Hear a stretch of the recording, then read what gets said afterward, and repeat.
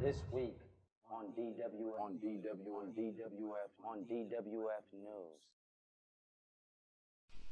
Today on the DWF News, we're going to be talking about Black history and world history. As you can see, I'm Black. So it's really important to me to talk about these histories and how they're connected, and how honestly you cannot have world history without Black history. And I believe over time, through history, I think over the last 100 years or so, that a lot of things involving African Americans, specifically, and also those in South America, which many have Afro to African heritage and descendants.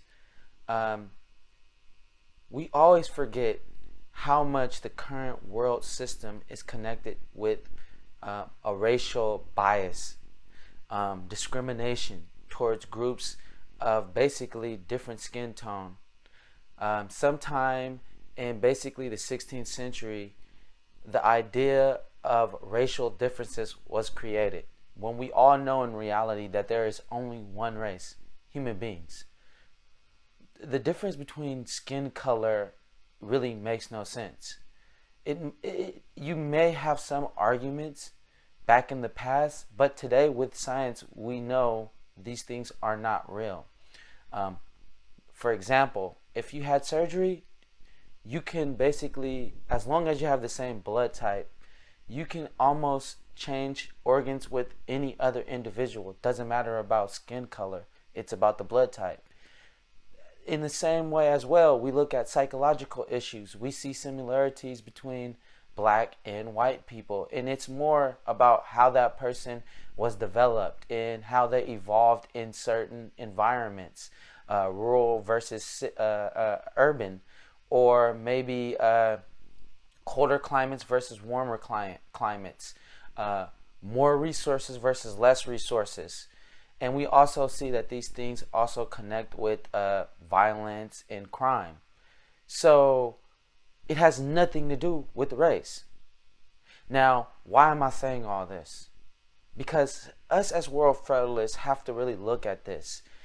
And I believe we are headed towards a new world, which is not Western dominated or Northern Hemisphere dominated. It will be balanced out between the East and the West, between the North and the South.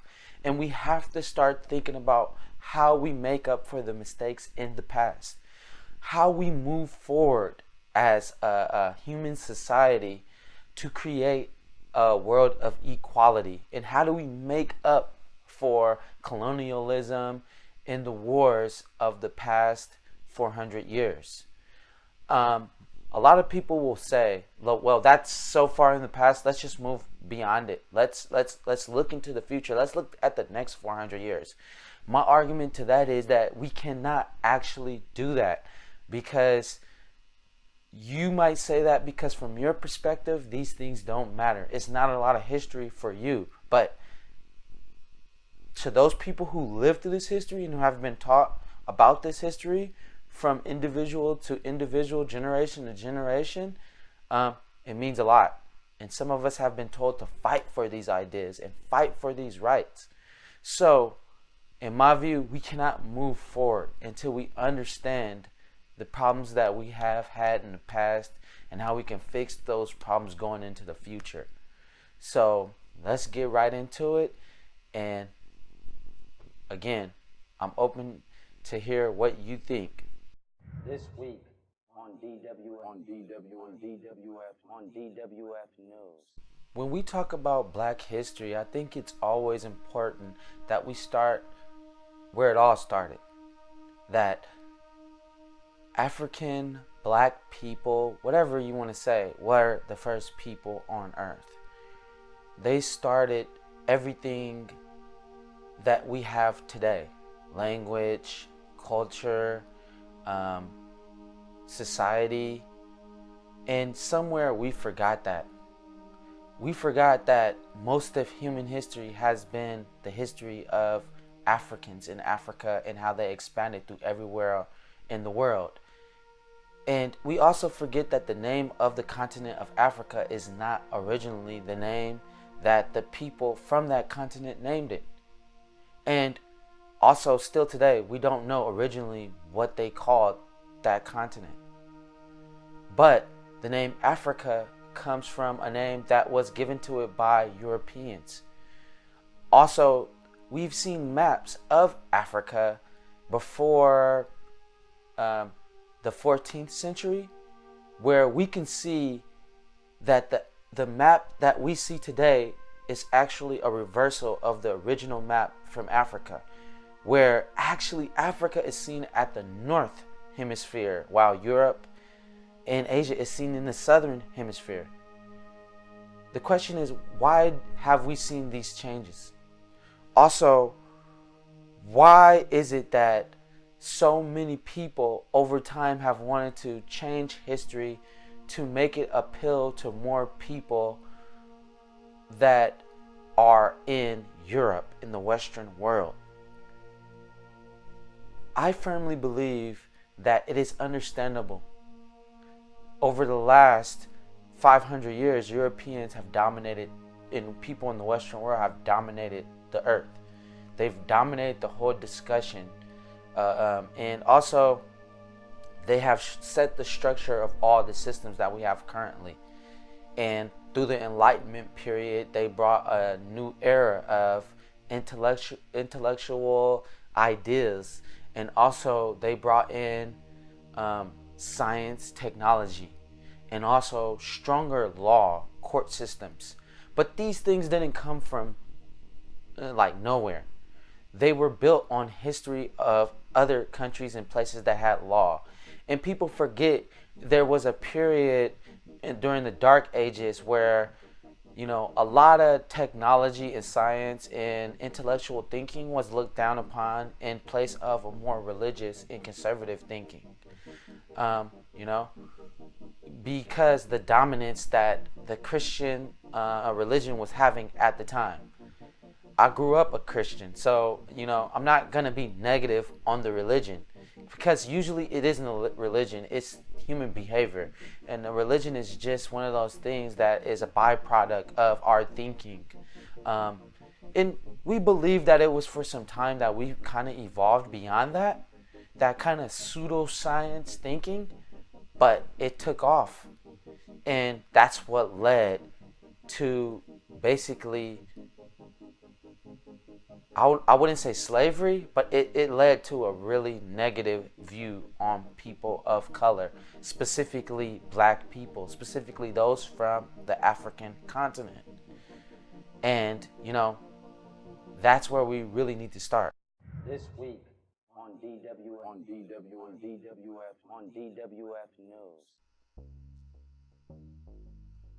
So, let's talk about how can we, democratic world federalists, and those who believe in world governance, make a change when regarding to black heritage and basically the failures of the past generations when in regards to slavery and colonialism. I believe our first step is to make a clear apology about these things. And, similar to what they did in South Africa when they allowed everyone to come together and talk openly about what happened in the past, why they were mad about it, and what they felt had to be done to make up for these things. After we put our funds together, maybe through the United Nations, we should go out and write a report based on all these committees throughout the world in countries like United States, all over the countries in Africa, some countries in South America with very large African descendant populations. And we should then gather all this information in this report and put it out. And in this report, it should know all the problems that surfaced from this history. And then it should also put in some actual solutions to solving the problems, the cost of these problems since the beginning, and the wealth that was gained through the oppression and also through slavery itself, the operation of slavery and colonialism. and how many resources were actually extracted from the lands, and human labor was also extracted from black people. Then I think it's important that we create something. We talked about it before, a global Green New Deal. And in this New Deal, we have to talk about making up for these failures from the past. Reparations are one way. And let's have a discussion about reparations. Did the United States not pay, along with other countries? Did the Germans also not pay for the hatred and the violence brought on against Jewish people? Yes, we actually worked with them to create a Jewish state, and that is Israel. And we kicked out the Palestinians to create that state for them. So again, that's an example. And I think we spent over $89 billion supporting them, in which I think they deserve even more money than that. It doesn't make up for all the theft that happened during the World War and all the death as well. And it's really hard to put a number on someone's life. You never know what a lot of those Jewish people could have done for the world. And then also, let's look at what America did for the Native Americans, giving them the casinos. And some other countries have also contributed to helping out indigenous peoples. Australia has tried to contribute to the indigenous people there. And also you see this in South America, but it still hasn't been enough to help them. That's been very limited. Another example of reparations is what the United States did regarding the Japanese internment camps that we had here in the United States during World War II, while they had concentration camps in Germany. I think we have to realize that if we're going to give one group money for mistakes made in the past, we have to be willing to give another group money. Another example too is how we gave money to Confederate soldiers for Civil War, for any land or things that may have been taken from them at that time. And also, again, the government didn't meet all its obligations there too as well, and kind of cut those people in places. And then we wonder why people are still mad, because they feel like things were taken from them, promises were made to them, and those promises and those things were never returned, and the promises were never kept. We have to stand up for something. Something has to be true. Something has to be real for people that live through this history and that lived in those kind of conditions. It's not acceptable. And I believe us starting to talk about those problems will help us to actually make a real difference. This week on DWF News. Okay, so again, let's dive a little bit deeper into the idea of reparations and paying people who lived through slavery and colonialism back for, all the mistakes of the past, all the oppression and the extortion and basically the theft of resources and human labor. Okay, what I find the most appealing thing about reparations is basically the idea that you are basically trying to fix and bond back and make up for the theft that happened in the past. This is literally in our legal system already.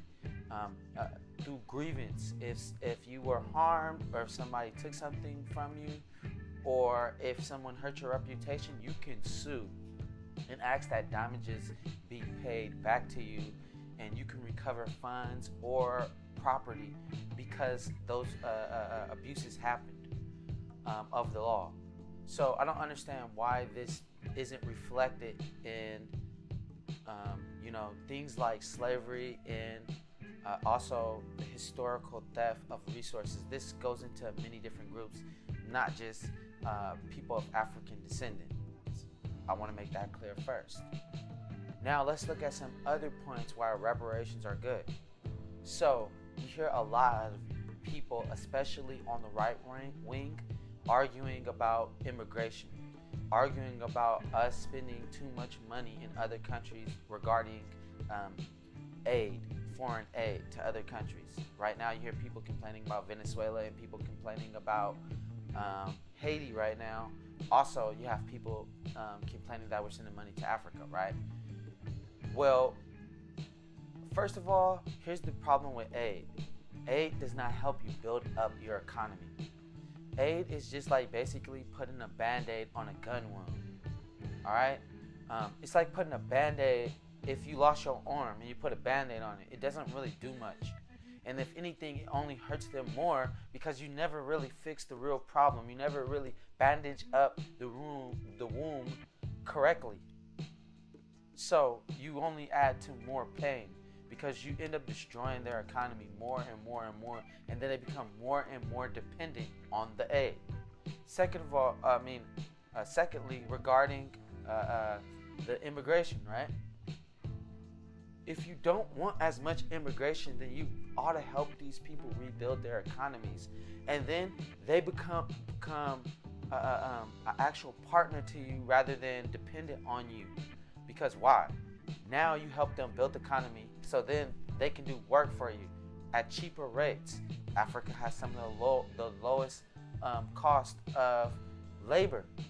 So if you help them build up their labor strength in their country, just like we did with China, then they can become self-sustainable, and we can grow the economy even more because then they become a resource of labor.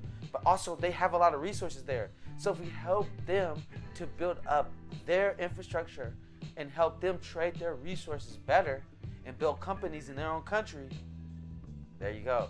Then you have someone to trade with. So not only is it cheaper for us to make goods in their country than trade them back to the United States, we can then start selling some of our goods like media, writing, which is literature, art, science, technology, which is what most of the Western world is built on. Technology, which is intellectual property, and also science, technology, and what else? Media, that's intellectual property rights too. And financing, that is what our economies really are strengthened on in the US and the EU. So wouldn't it make sense that we help those in the southern hemispheres, particularly Africa, to rebuild their economies after we destroyed them out over the last 200 years or more? Yes, that's so obvious. Then less people will want to immigrate to the Western countries. It's very simple to understand these things. But if what is blinding you is basically your inability to accept that these people have been done wrong, and then instead believe that it's not your problem. The truth is, you, as somebody in the Western world, it really wasn't your fault, like as an individual. But our system, our countries, our world has benefited from that slavery and from that oppression and from that theft. That those people have never lived in this world that we built, and that's including in the United States, because of that history. So all the things that you glorify about the Western society falls flat to their ears because they never really got to live in that system. That includes a person like me. We only get a little taste of that world. And I believe if we actually make up for those mistakes, then we actually will have a stronger society, united, united against the small differences that only tears us apart and leads us to war. So,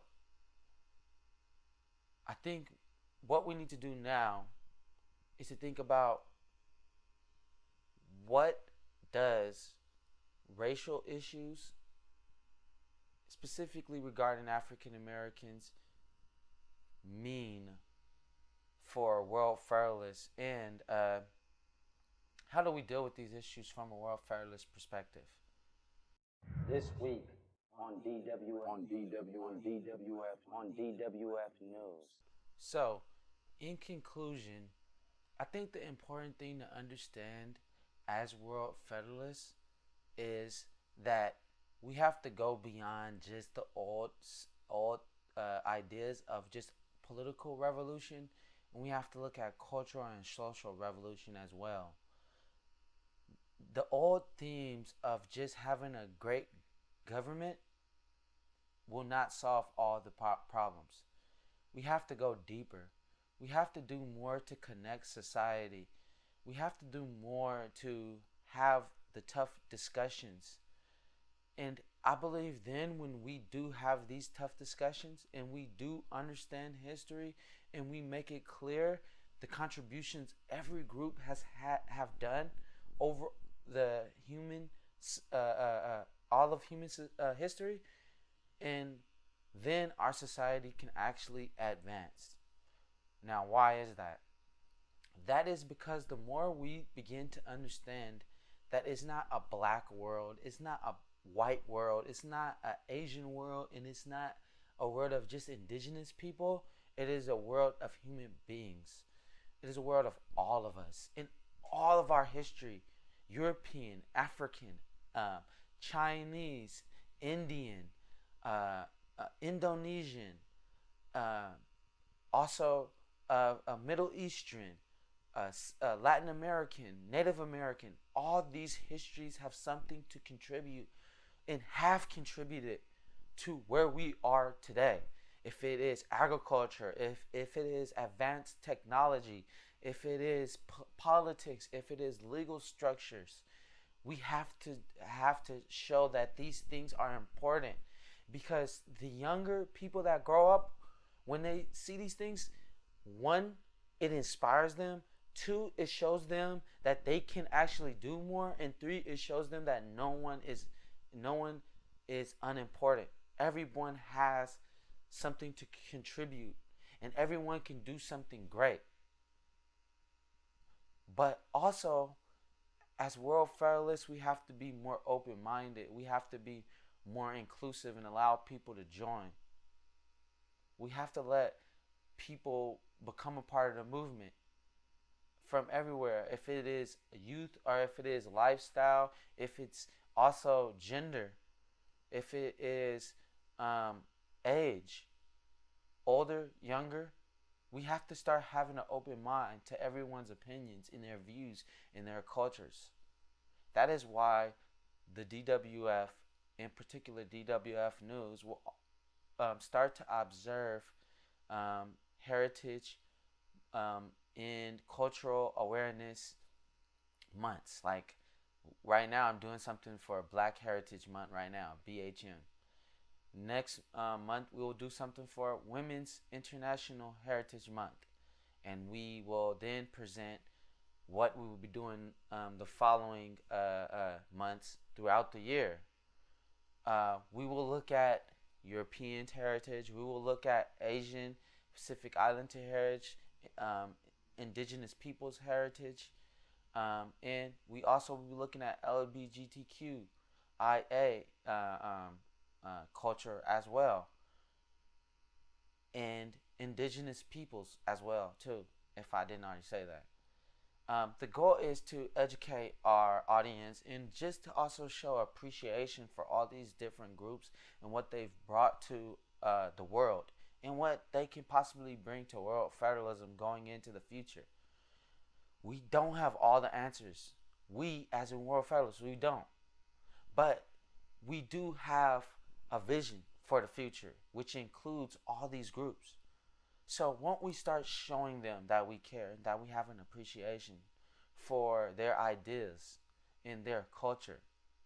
And it starts by just opening your ears and opening your eyes and seeing what they have to actually show you. We can always learn and we can always do better. I want you to know that. And it's never impossible to make a change today. This has been the Democratic World Federalist in the DWF News. I'm Etienne Bowie, your Administrative Director. I'd like to thank you for your time today. And again, peace to all humans in human society. And I want you to have a great week. Goodbye.